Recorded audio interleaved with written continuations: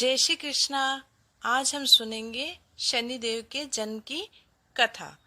स्कंद पुराण में शनिदेव के पिता का नाम सूर्य और माता का नाम छाया बताया गया है। शनिदेव के जन्म की कहानी इस प्रकार है। राजा दक्ष की कन्या थी संज्ञा। उनका विवाह सूर्यदेव से हुआ था।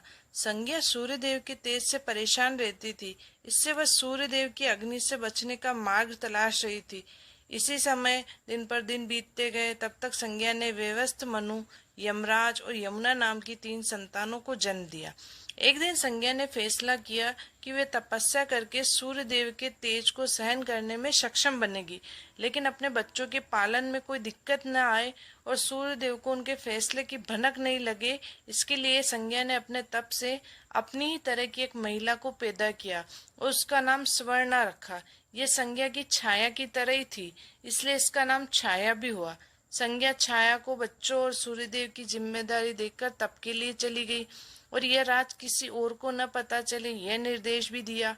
स्वर्णा के संज्ञा की छाया होने से सूर्यदेव के तेज से परेशानी नहीं होती थी।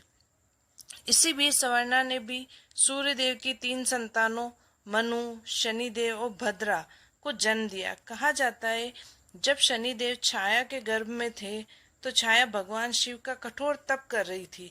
भूख, प्यास, धूप, गर्मी सहन करने के कारण उसका प्रभाव छाया के गर्भ में पल रही संतान यानी शनिदेव पर भी पड़ा। इसके कारण शनिदेव का जन्म हुआ तो उनका रंग काला था। यह रंग देखकर सूर्यदेव को लगा कि यह तो उनका पुत्र नहीं हो सकता। उन्होंने छाया पर संदेह करते हुए उन्हें अपमानित किया। माँ के तप की शक्ति शनिदेव में भी आ गई थी। माँ का अपमान देखकर उन्होंने क्रोधित होकर पिता सूर्यदेव को देखा तो सूर्यदेव काले पड़ गए और उनको कुष्ठ रोग हो गया।